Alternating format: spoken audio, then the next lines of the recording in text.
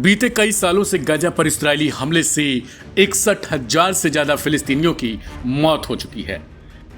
इसके बावजूद खाड़ी के देश चुप्पी साधे रखे, लेकिन अब जाकर आखिरकार सऊदी अरब को खुलकर इस्राएल के अड़ियल रवैये के खिलाफ बोलना पड़ा है। इसके बाद अब यह माना जा रहा है कि इस्राएल के खिलाफ कहीं ना कहीं मिडिल ईस्ट में लामबंदी तेज होने लगेगी।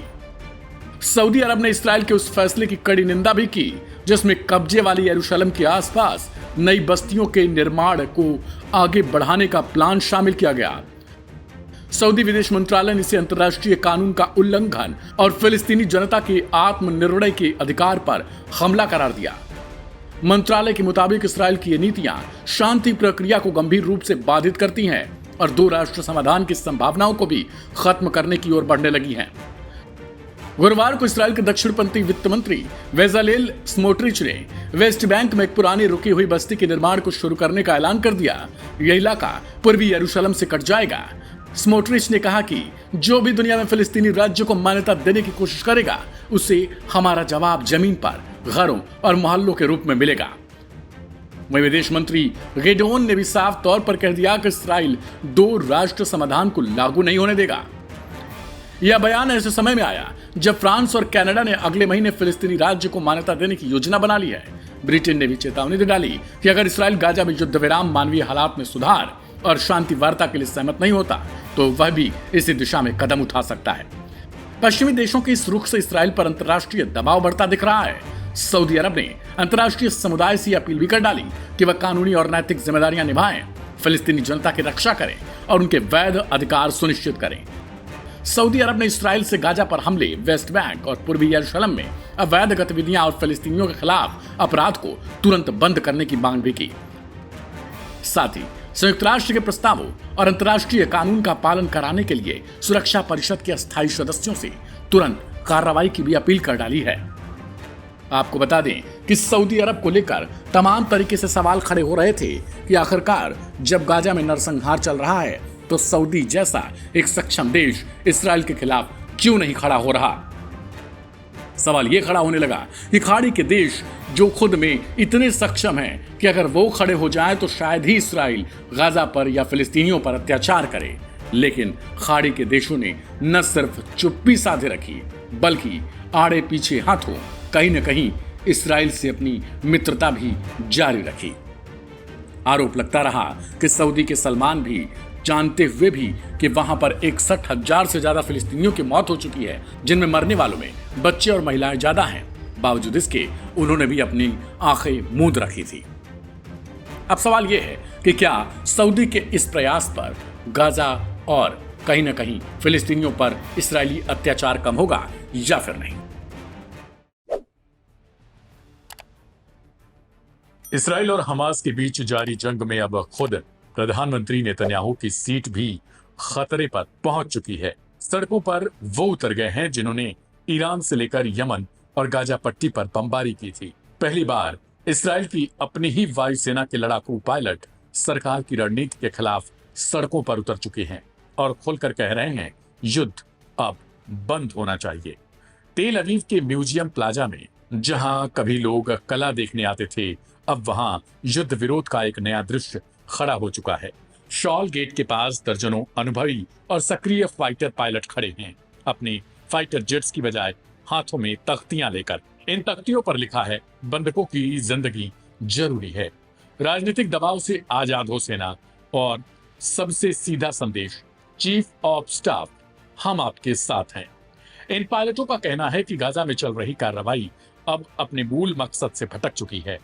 उनका मानना है कि अगर नेतन्याहू सरकार गाजा सिटी पर दोबारा कब्जा करने की योजना पर आगे बढ़ती है तो इससे हमास के कब्जे में मौजूद इस्राएली बंधकों की जान को सीधा खतरा हो सकता है। उन्होंने कहा, हम लड़ाके हैं, हमने जंग देखी है, लेकिन ये लड़ाई अब उस रास्ते पर जा रही है जहां जीत की कोई शक्ल नहीं दिखती।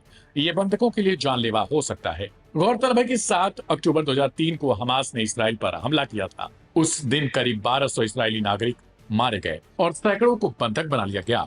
उसी दिन से जंग जारी है। इस्राएल ने जवाबी कार्रवाई शुरू की और आज लगभग सालों बाद गाजा के ज्यादातर हिस्से मलबे में तब्दील हो चुके हैं। यूएन रिपोर्ट्स के मुताबिक इस युद्ध में अब तक 61,000 से ज्यादा फिलिस्तीनी मारे जा चुके हैं, जिनमें बड़ी संख्या में महिलाएं और बच्चे शामिल हैं। इस्राएली सरकार का दावा है कि वो आम नागरिकों को सुरक्षित इलाकों में भेजने के बाद हमास के खिलाफ कार्रवाई करती है, लेकिन जमीनी हकीकत इससे बहुत अलग है। गाजा जैसे घनी आबादी वाले इलाके में युद्ध और आम नागरिकों के बीच फासला बनाना आसान नहीं। अब सवाल ये है कि अब जब खुद इस्राएली वायुसेना के पायलट भी कह रहे हैं कि युद्ध से बंधकों की जिंदगी खतरे में है, तो क्या सरकार को अपनी रणनीति पर फिर से विचार नहीं करना चाहिए? इन पायलटों का यह भी कहना है कि उनका विरोध सेना प्रमुख के खिलाफ नहीं, बल्कि उनके समर्थन में है। वे चाहते हैं कि सेना प्रमुख किसी राजनीतिक दबाव में आकर फैसला न करें और आईडीएफ यानी इजराइल डिफेंस फोर्स की स्वतंत्र सोच को बनाए रखें। ये जंग सिर्फ बॉर्डर पर नहीं लड़ी जा रही, ये हमारी आत्मा में लड़ी जा रही है। अगर हम अपने मूल्यों को खो दें तो हम सब कुछ हार चुके होंगे।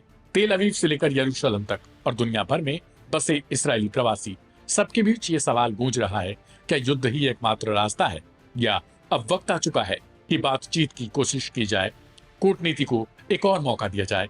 इस्राएल में पायलटों का यह विरोध एक चेतावनी है, न सिर्फ नेतन्याहू सरकार के लिए, बल्कि उन तमाम ताकतों के लिए जो युद्ध को ही समाधान मानती हैं। क्योंकि जब आसमान में उड़ने वाले फाइटर पायलट जमीन पर उतरकर शांति की मांग करे, तो इसका मतलब होता है अब बहुत हो चुका।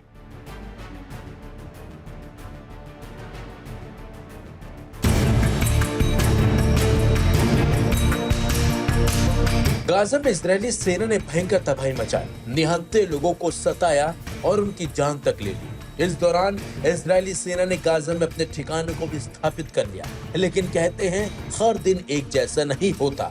जी हाँ, जिस हमास को खत्म करने का दावा इजराइल कर रहा था, उसी हमास ने इजरायली सेना की अब नाक में दम कर दिया है। हमास और इससे जुड़े संगठन इजरायली ठिकानों और इजरायली सेना को निशाना बनाकर उनकी जान ले रहे हैं, जिसके चलते इजरायली सेना और नेतन्याहू की नींद उड़ी पड़ी है। लेकिन ये बात साफ है कि हमास और इजरायली सेना के बीच चल रही इस जंग के चलते गाजा में हालात लगातार बिगड़ते जा रहे हैं। खबर है कि हमास ने इजरायली सैन्य ठिकानों पर मोर्टार से अब हमला किया है, जो 24 घंटे में चौथा सबसे बड़ा हमला है। वहीं इजरायली सेना गाजा में एक बड़े सैन्य अभियान की तैयारी कर रही है, लेकिन हमास के लड़ाके इजरायली सेना को असफल करने में लगे हुए हैं और यही वजह है कि गाजा की सीमा पर एक बार फिर गोलीबारी तेज हो गई। हमास के लड़ाकों ने इजरायली फौजियों पर भारी मोर्टार हमला किया। ये हमला ऐसे समय में हुआ जब इजराइल ने गाजा में अपने सैन्य अभियान को और तेज करने की योजना बनाई। पिछले 24 घंटे में चौथा हमला है, जिसने पूरे क्षेत्र में तनाव को और बढ़ा दिया है। बाकायदा इस हमले का वीडियो भी हमास के लड़ाकों की ओर से जारी किया गया है। इन वीडियो में साफ साफ देखा जा सकता है कि किस तरह से हमास से जुड़े संगठन मोर्टार हमले आईडीएफ पर कर रहे हैं। वहीं इन हमलों ने इजराइल की नींद उड़ा दी है। हमास की तरफ से किए जा रहे